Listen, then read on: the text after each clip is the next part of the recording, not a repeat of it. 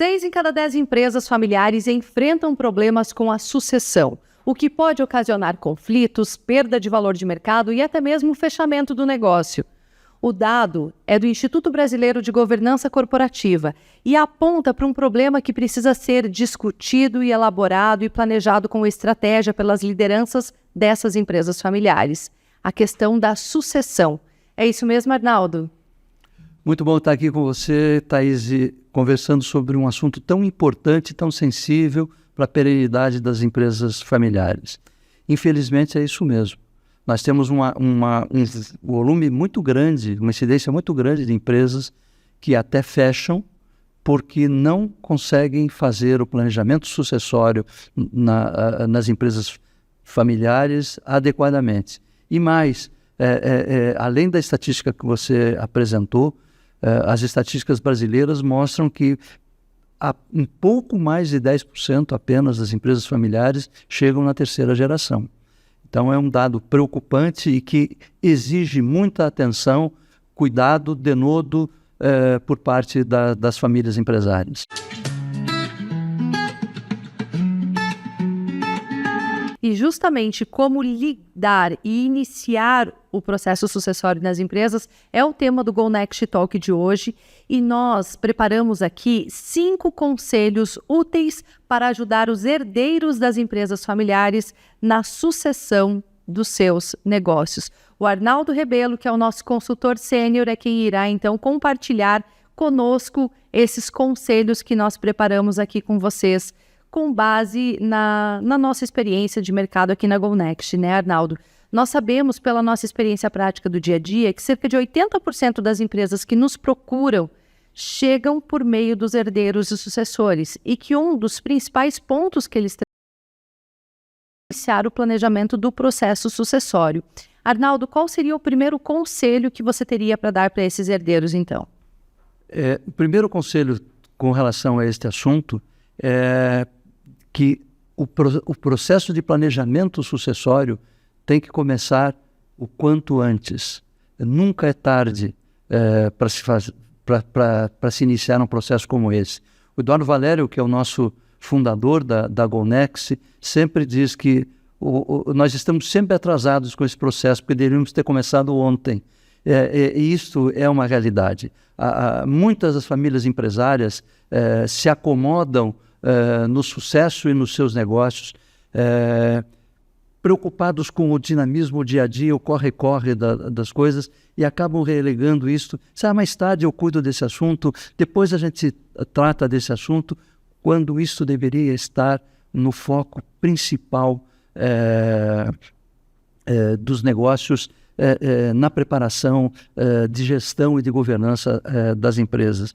Há um ditado na língua portuguesa que diz o seguinte, que é quando faz sol é que a gente conserta o telhado. Nas condições boas e propícias, nós devemos começar a preparar a sucessão. Outro dia eu debatendo com um fundador de uma empresa familiar, ele dizia, nós estamos fazendo isso no momento errado, porque a nossa empresa está muito bem, ela está com ótimos resultados, e eu gostaria que os sucessores fossem preparados na adversidade. E eu contestei, é exatamente neste momento que você precisa preparar os teus sucessores, porque quando chegar uma adversidade, e todas as empresas passam por momentos melhores e piores, quando chega um momento pior, a estrutura está preparada para enfrentar a adversidade. Porque você fazer mudanças na tormenta é muito pior do que no tempo bom, na calmaria. O risco é muito mais alto. Muito mais alto, sem dúvida nenhuma. E o foco das preocupações, das atenções, do tempo das pessoas vai estar no enfrentamento dos problemas e não no preparo consciente, lógico, natural que um processo como esse exige, Thaís. Então, devemos começar a nos preparar para o processo sucessório de imediato. Ter o horizonte. meus sucessores ainda são moços, eu ainda sou moço, não tem problema. Mas eu vislumbro de médio para longo prazo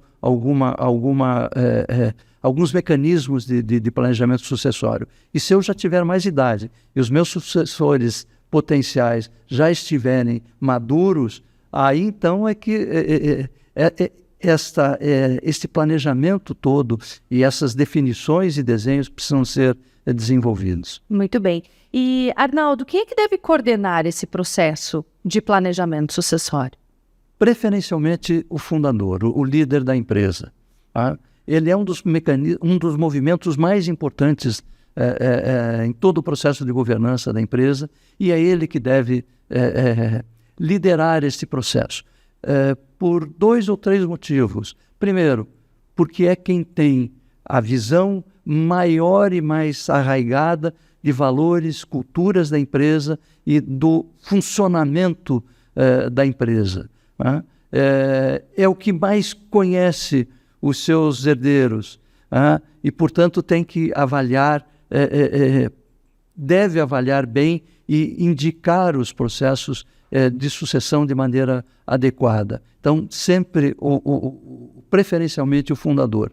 Não existindo, por algum motivo, por algum tipo de impedimento, alguém que lidere a empresa, um parente ou até uma pessoa de fora pode liderar. Nós aqui na Gonex, por exemplo, fazemos vários projetos disso, onde nós avaliamos o conjunto todo da empresa, avaliamos os potenciais herdeiros e orientamos na montagem de um planejamento sucessório adequado. Mas, preferencialmente, a liderança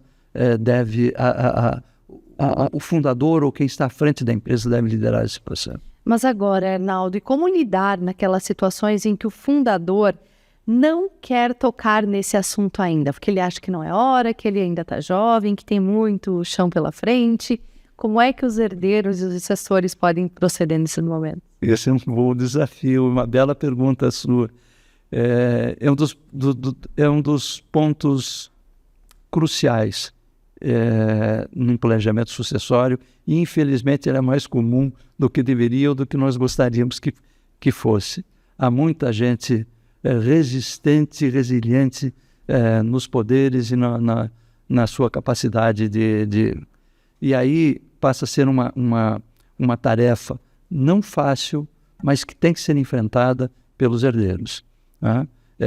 Em demonstrar a necessidade de um planejamento sucessório. Pelo bem da própria empresa. Bem, né? Você coloca um ponto que é importante, me permita fazer um parênteses aqui. Todo este processo tem que levar em consideração o bem da empresa. O bem da família, o bem dos familiares, o bem dos sócios, ele é consequência. A empresa é que norteia isso. E se a empresa não for bem sucedida, não for perene, não tiver bons resultados, a família, os sócios, os herdeiros não terão. Então, o critério fundamental, principal, é a empresa. Nós vamos poder abordar isso daqui a pouquinho num novo conselho que a gente quer jogar para os nossos ouvintes. Bom, então conselho número 1 aí, para todo mundo tomar nota, quem está nos assistindo, comece o processo sucessório quanto antes, né? O planejamento. O processo pode ser desencadeado mais tarde, quando estiver maduro e tal. Mas o planejamento, a preocupação com o assunto, ele tem que começar imediatamente. E como o preparo dos herdeiros é lento, é bom que este preparo, conciliado com esse planejamento sucessório, comece o quanto antes, porque aí você vai ter esse teu herdeiro sucessor maduro no momento adequado, no momento certo, para ele assumir rédeas da empresa. Perfeito. Segundo conselho aí, Arnaldo, que você separou para a gente. Quanto mais avançado, melhor implementado os mecanismos de governança da empresa, tanto mais fácil essa sucessão será. Quando a empresa ainda está desorganizada, está nas costas do seu funcionamento do fundador, de um grupo restrito de fundadores, esse processo sucessório é mais difícil.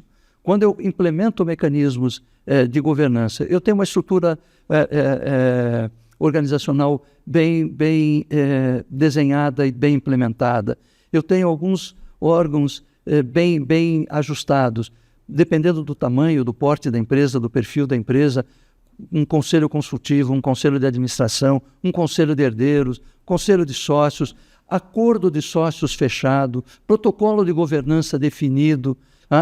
Tudo isto facilita muito o processo do planejamento sucessório e a própria execução do processo, da implementação do processo sucessório. Quando você tem que montar isto tudo num pacote só, fazendo as coisas simultaneamente, o desafio fica muito maior, a complexidade técnica é muito maior e o desempenho das pessoas nesse processo tende a ficar prejudicado. E de que maneira essas estruturas de governança auxiliam nesse processo de planejamento sucessório, Arnaldo?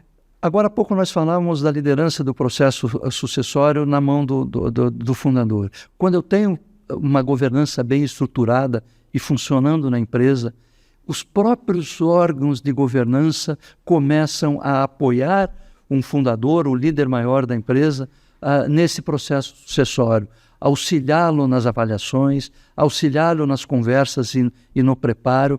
É comum, por exemplo, nos conselhos em que nós atuamos, o acompanhamento do desenvolvimento e da capacitação dos herdeiros ser feito nesses órgãos. Eles auxiliam muito o fundador e deixa de ser aquele negócio de relação de pai para filho, de avô para neto, de tio para sobrinho, de primo para mais velho para primo mais moço, e ajudam muito nesse processo, diminuem conflitos enormemente e tornam mais impessoal. Agora há pouco falávamos que o norte tem que ser os interesses da empresa. Então, esses mecanismos de governança falam em nome da empresa e não em nome de relações familiares, que são comprometidas em relacionamentos de afeto, de laços familiares que são normais e que devem existir, mas que devem impactar relativamente pouco na condução dos negócios da empresa. Perfeito, Arnaldo. Conselho número 3. Este é uma pedra de toque nesse processo e nós temos evoluído muito com relação a isso. É a escolha do sucessor. Como escolher esse sucessor? Como escolher o sucessor, com que critérios? Durante muito tempo, o sucessor era o filho, de preferência o filho mais homem ou o filho mais velho, e se fosse homem, melhor ainda. Melhor ainda. Essas coisas estão mudando. A empresa é o foco e o sucessor tem que ter perfil, tem que ter vontade e tem que estar preparado. Se ele não tiver essas 3 condições, sinto, mas ele não tem muitas chances de ser o sucessor bem-sucedido, me permitam o uso da palavra na condução da empresa. Ele tem que ter as condições, eu não diria mínimas, eles têm que ter altas condições de capacidade, de perfil e de preparo para exercer as funções na empresa. E não por ser filho, não por ser neto. E sim por ter as competências, habilidades, atitude necessárias para a empresa. Uhum. E aí a gente vê, Thaís, um sem número de empresas familiares que de imensos impérios ruíram. E você vê empresas familiares que se tornam a cada dia mais fortes, porque observam isso. Posso te dar um exemplo? Claro. Clássico no empresariado brasileiro. Vejam o Grupo Votorantim. É uma empresa familiar típica, que cresceu e se ramificou e que adotou critérios para a sucessão de familiares ultra rígidos, muito exigentes. E eles só fazem crescer. E eles só fazem aumentar o sucesso, os resultados da empresa e a participação em setores vitais na economia brasileira. E não é porque é filho, porque é neto, porque é sobrinho, porque é primo que entra na empresa. Eles porque está preparado. Eles exigem 2 cursos de graduação, exigem pós-graduação no exterior, exigem fluência em 2 línguas, exigem pelo menos 2 anos de experiência em 2 empresas, portanto 4 anos de experiência fora do grupo, em área afim ou em outra área. E se não preencher isto, não entra. Vai ser sócio. Ótimo, vai ser sócio. Gestão só para quem está muito preparado. Tá? Se você olhar outras empresas, posso citar, por exemplo, o Itaú. O Itaú é resultado de 2 grandes empresas familiares. Itaú, do Setúbal, o Unibanco dos Moreira Salles. Regras ultra rigorosas para a entrada deles na gestão. E aqui sobre a questão do Itaú, uma outra curiosidade interessante também, além dessas regras para entrar na gestão, eles também desenvolveram com os familiares um trabalho sobre o posicionamento dos porta-vozes em relação não só à imprensa, mas a eventos em que eles participam, ao uso das redes sociais, porque hoje é cada vez mais comum também que porta-vozes sejam o rosto da marca em eventos, redes sociais, etc. E como ter um posicionamento que esteja alinhado ao posicionamento da marca? Como transmitir esses valores e a cultura da empresa entre tantos porta-vozes que têm muitas vezes perfis e estilos diferentes, né? É preciso promover um alinhamento. E tem esse trabalho também feito por trás para você ver a importância da solidez nesse tipo de tomada de decisão, escolha e preparação desses novos sucessores que serão porta-vozes da empresa em algum momento, né? Exatamente. E aí não existe toque de varinha de condão, não existe milagre, é um trabalho feito de maneira consistente, de longo prazo, para que essas pessoas estejam de fato preparadas para assumir essas posições. Perfeitamente. Eu acho que é um ótimo exemplo e eu vou acrescentar ainda mais dentro do mesmo grupo familiar. Eles fizeram trabalhos de mapeamento dos perfis dos potenciais sócios para outras atividades, além de porta-vozes de família e de grupo econômico, para outras atividades e alocaram alguns dos familiares em atividades onde eles tinham perfil e tinham talento e tinham competência fora dos negócios bancários e financeiros, na área social, na área educacional. Eles têm projetos interessantíssimos, tocados por membros da família que não têm perfil para o setor financeiro, para a área financeira. E cada um de nós tem, nós temos uma vocação, os nossos talentos, os nossos perfis.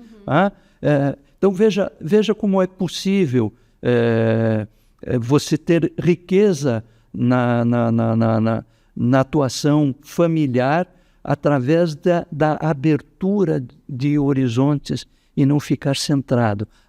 Só preciso tocar aqui. Eu falava no Votorantim, o Antônio Hermínio, quando sentiu que não tinha mais condições, ele preparou a sucessão e ficou parado. Ele fez um trabalho sensacional na área de saúde em São Paulo, sendo o provedor da Beneficência Portuguesa e transformando aquele hospital numa das maiores referências hospitalares do Brasil.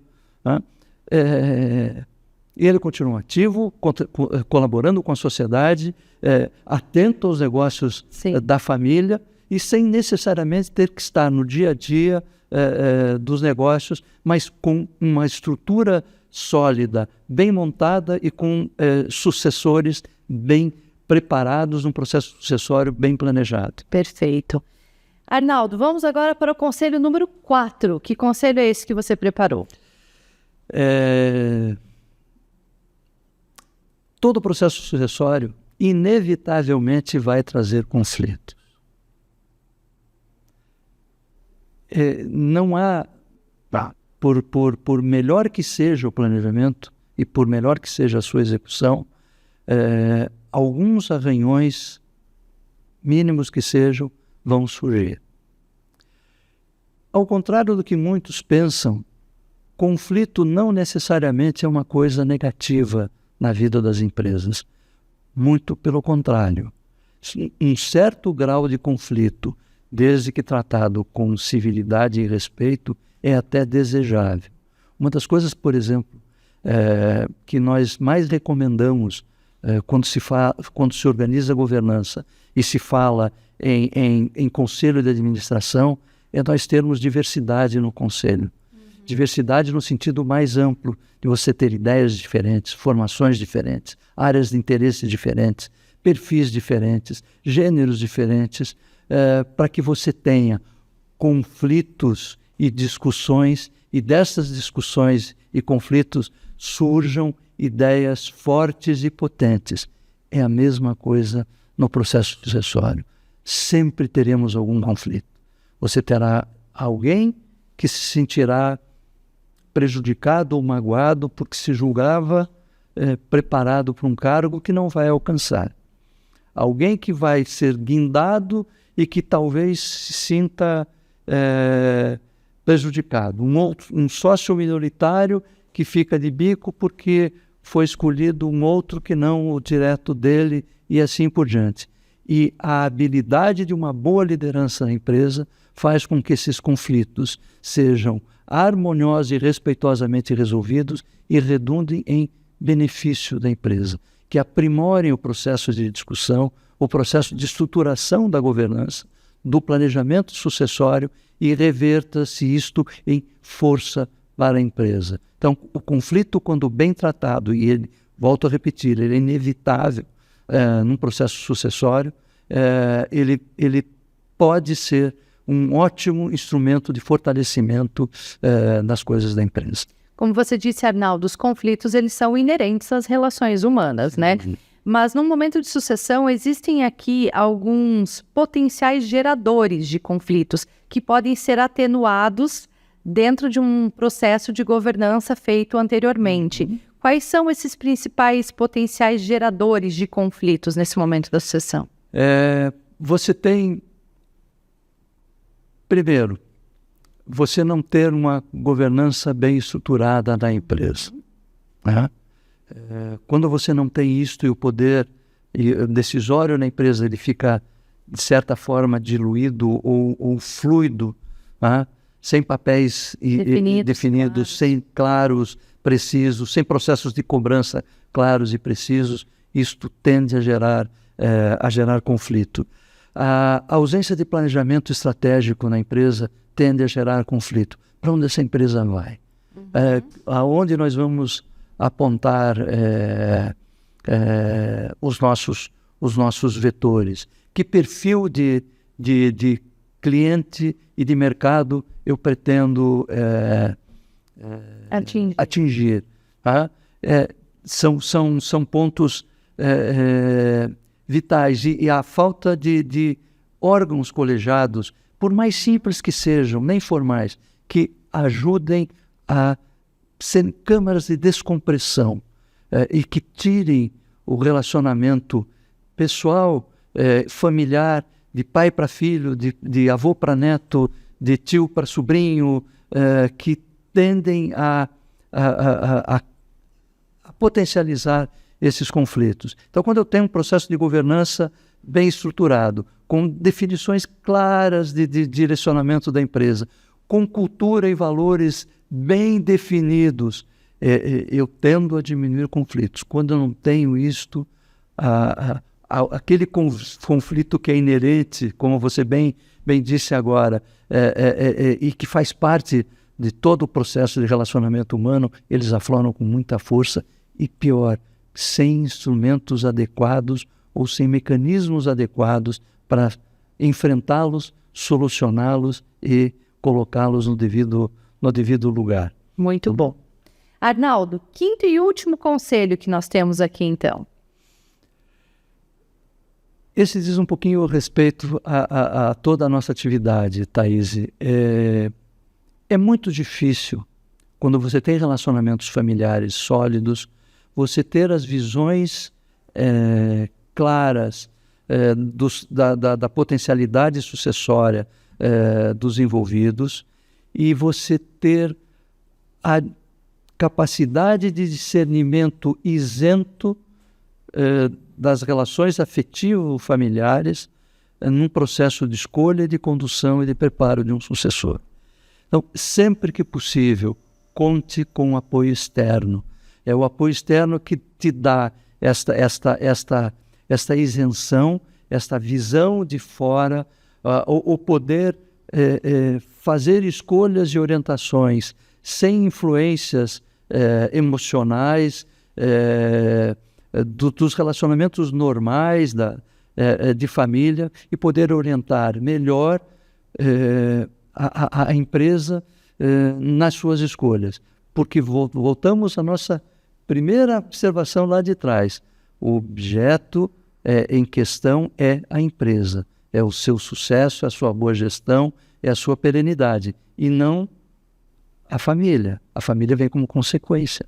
Então, eu vou colocar meu filho para dirigir isso porque ele tem todas as condições, e não porque ele é meu filho. Tá? A consultoria externa, a orientação externa, o especialista externo, tem muito mais isenção e condições de fazer isso com tranquilidade do que a própria família no calor dos seus relacionamentos afetivos normais, familiares, que devem ser preservados, estimulados, potencializados, mas que nestas horas acabam trazendo um pouquinho de prejuízo para a visão de gestão da empresa. Perfeito. Nossa, Arnaldo, muito interessantes esses conselhos. Vamos recapitulando aqui, então, já estamos chegando ao final desse episódio. Primeiro, comece o planejamento do processo sucessório quanto antes. Segundo, quanto mais maduras as estruturas de governança, melhor no momento de fato implementar essa sucessão. Terceiro, escolha o sucessor de acordo com o perfil, de acordo com as habilidades que ele tem, a experiência e com a entrega que ele pode fazer para a empresa naquele momento. Quarto, transforme conflitos em oportunidades de crescimento para a empresa e para a família. E quinto e último conselho, conte com o apoio de especialistas que possam te amparar em toda essa jornada, trazendo esses novos pontos de vista, uma visão diferente e essa isenção, muitas vezes, que é necessária na mediação desses conflitos que podem surgir. Arnaldo, muito obrigada pelos seus insights, contribuindo sempre conosco e com os nossos telespectadores para que essa governança e a gestão nas empresas seja cada vez melhor. Obrigada, Arnaldo. Sou eu quem agradece. Foi uma honra, uma satisfação poder estar conversando sobre esse ponto que volta a chamar a atenção, Thaís. É uma das coisas mais sensíveis nas empresas familiares e dos vetores que mais fazem com que as empresas familiares, infelizmente, encerrem atividades. Então, empresários familiares, prestem muita atenção no seu planejamento sucessório, na sua implementação e trate com muito cuidado a capacitação dos sucessores, dos herdeiros. E eu me permito uma última observação. Preste muita atenção e cuidado no preparo do sucedido.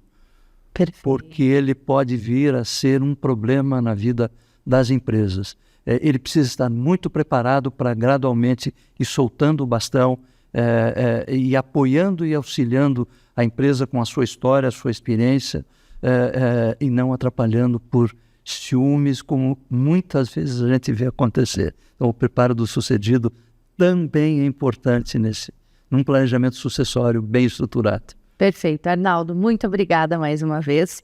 O Go Next Talk de hoje termina por aqui, mas nesse episódio nós preparamos uma surpresa para você que quer aprofundar ainda mais o seu conhecimento sobre como fazer esse planejamento sucessório de uma maneira eficiente e para que ele seja bem sucedido. Se você agora apontar a câmera do seu celular para o QR Code que está aparecendo aqui na tela ou clicar No link que aparece na descrição desse vídeo, você terá acesso a um guia prático de sucessão, com várias orientações e insights que podem te ajudar a tomar as melhores decisões na sua empresa. Nós nos vemos no próximo episódio. Até lá!